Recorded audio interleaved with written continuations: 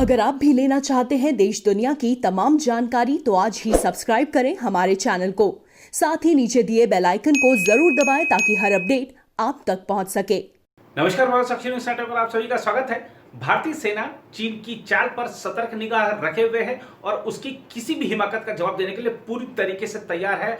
हर चीज का भंडारण पूर्वी लद्दाख में हो चुका है। आने वाली सर्दियों में चीन को सबक सिखाने की तैयारी हो चुकी है। अगर उसकी तरफ से जरा सी भी गलती की जाती है तो चीन को यह याद रखना चाहिए कि ये नया भारत है और इस भारत की जो सेना है वो सक्षम है, हर तरीके से प्रशिक्षित है। यह 1962 का भारत नहीं है।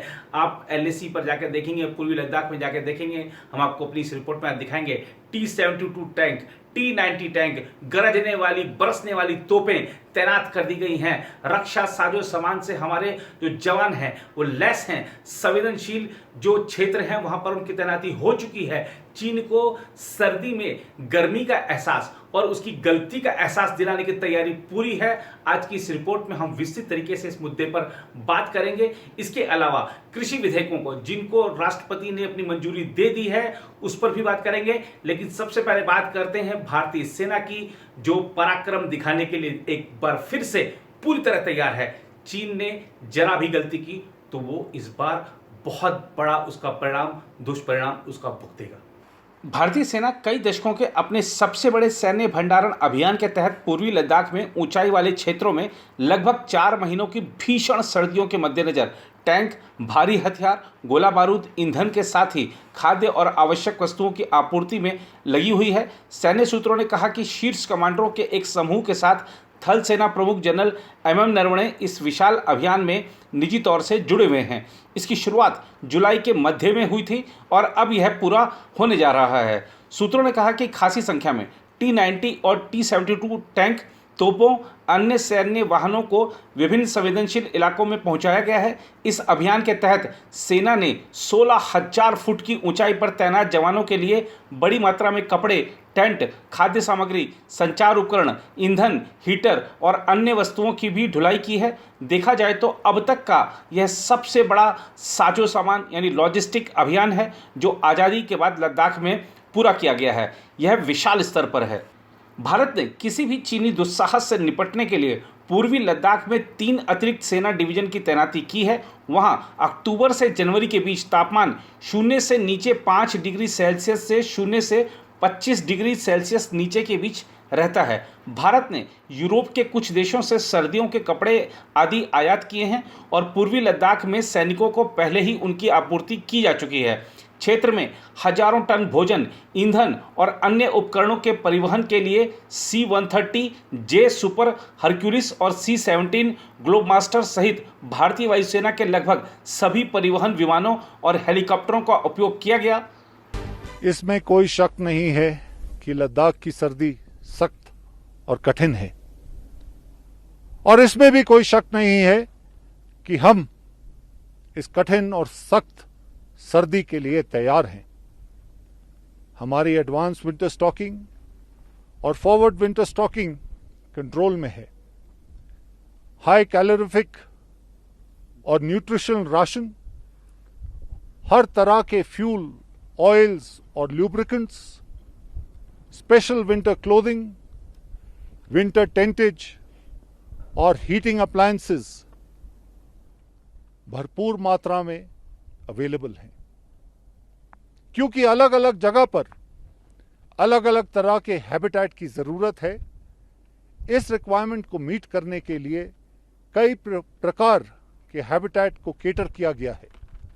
कन्वेंशनल शेल्टर्स, बैरल शेल्टर्स, पोटा कैबिन्स और कंटेनर्स, जहां जहां इनकी ज़रूरत है इन्हें वहां पहुंचाया जा चुका है।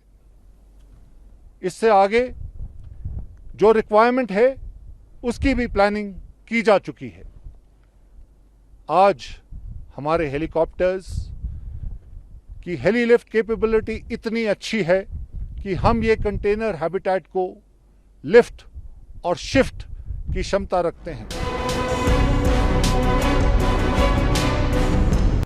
इसके अलावा भारतीय सेना ने सर्दियों के महीनों में पूर्वी लद्दाख में सभी प्रमुख क्षेत्रों में सैनिकों की अपनी मौजूदा संख्या को बनाए रखने का फैसला किया है, क्योंकि चीन के साथ सीमा विवाद के जल्द समाधान का कोई संकेत नहीं है।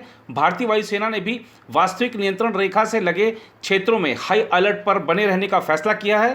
फायर एंड फ्यूरी कोर सिर्फ इंडियन आर्मी का नहीं, बल्कि दुनिया भर की आर्मीज का एक अनोखा हिस्सा है, जिसमें मैकेनाइज्ड फोर्सेस इतनी कठिन टेरेन में सुपर हाई ऑल्टीट्यूड एरिया में तैनात हैं।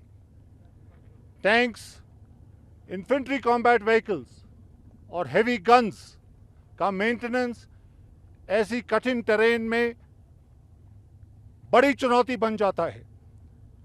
क्रू और इक्विपमेंट रेडीनेस को इंश्योर करने के लिए आज हमारे सभी लॉजिस्टिक अरेंजमेंट्स अपनी अपनी जगह पर हैं।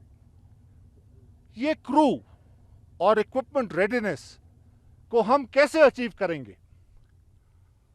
हमारा हाई मोरल और जोश, हमारी सख्त ट्रेनिंग और स्पेशल विंटर क्लोथिंग क्रू को रेडी टू फंक्शन हालत में रखने में मदद करेंगी।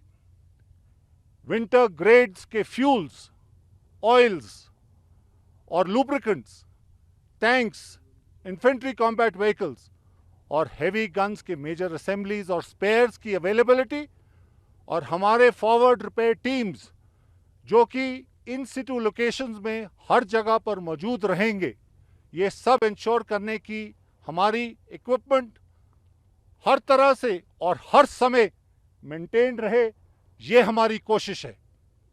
इसके साथ साथ क्रू की ट्रेनिंग और क्रू ड्रिल्स की रेडीनेस तो चलती ही रहेगी। इस बीच राष्ट्रपति रामनाथ कोविंद ने रविवार को 3 कृषि विधेयकों को मंजूरी दे दी, जिनके चलते इस समय एक राजनीतिक विवाद खड़ा हुआ है और खासतौर से पंजाब और हरियाणा के किसान विरोध प्रदर्शन कर रहे हैं। गजट अधिसूचना के अनुसार राष्ट्रपति ने 3 विधेयकों को मंजूरी दी। ये विधेयक हैं किसान उपज व्यापार और वाणिज्य संवर्धन एवं सुविधा विधेयक 2020, दूसरा विधेयक है किसान सशक्तिकरण एवं संरक्षण मूल्य आश्वासन अनुबंध एवं कृषि सेवाएं विधेयक 2020 और तीसरा विधेयक है आवश्यक वस्तु संशोधन विधेयक 2020। किसान उत्पाद व्यापार और वाणिज्य संवर्धन और सुविधा विधेयक 2020 का उद्देश्य विभिन्न राज्य विधानसभाओं द्वारा गठित कृषि उपज विपणन समितियों यानी एपीएमसी द्वारा विनियमित मंडियों के बाहर कृषि उपज की बिक्री की अनुमति देना है। किसानों सशक्तिकरण एवं संरक्षण का मूल्य आश्वासन अनुबंध एवं कृषि सेवाएं विधेयक का उद्देश्य अनुबंध खेती की इजाज़त देना है। आवश्यक वस्तु संशोधन विधेयक अनाज, दालों, आलू, प्याज और खाद्य तिलहन जैसे खाद्य पदार्थों के उत्पादन, आपूर्ति, वितरण को विनियमित करता है। संसद ने पिछले सप्ताह इन विधेयकों को मंजूरी दी थी और इनका मकसद कृषि क्षेत्र का उदारीकरण करना और किसानों को बेहतर कीमत के लिए अपनी उपज कहीं भी बेचने की इजाज़त देना है। विपक्ष ने हालांकि इन विधेयकों की आलोचना की है। उनका आरोप है कि इन विधेयकों को संसदीय परंपराओं की अनदेखी करते हुए असंवैधानिक तरीके से पारित किया गया है। विपक्ष ने राष्ट्रपति से भी इन विधेयकों को वापस लौटाने का अनुरोध किया था। इन विधेयकों का विरोध राजग के सबसे पुराने सहयोगी शिरोमणि अकाली दल ने भी किया और उसने खुद को राजग से अलग कर लिया। प्रधानमंत्री नरेंद्र मोदी ने पिछले हफ्ते संसद में 3 में से 2 विधेयकों के पारित होने के बाद कहा था कि इससे करोड़ों किसानों को ताकत मिलेगी। मोदी ने रविवार को प्रसारित अपने मासिक मन की बात कार्यक्रम में भी कहा कि कुछ राज्यों में फलों और सब्जियों को एपीएमसी कानून से बाहर लाने के बाद से किसानों को बड़ी संख्या में फायदा हुआ है। उन्होंने कहा कि अब वही आज़ादी अनाज उत्पादक किसान को भी मिलने जा रही है। इस बीच पंजाब में इन विधेयकों के विरोध में अमृतसर दिल्ली रेल पटरी पर किसानों का प्रदर्शन जारी है। किसान मजदूर संघर्ष समिति के बैनर तले किसान पिछले बुधवार से धरना दे रहे हैं। उधर फिल्म अभिनेत्री पायल घोष आज मुंबई के वर्सोवा थाने पहुंची, अपने वकील के साथ गई थी। उन्होंने पुलिस से कहा कि हमने जो शिकायत दर्ज कराई थी, एफआईआर दर्ज कराई थी, उस पर अब तक क्यों नहीं जांच हो रही है, क्यों नहीं कार्रवाई हो रही है, क्यों नहीं अनुराग कश्यप की गिरफ्तारी हुई है।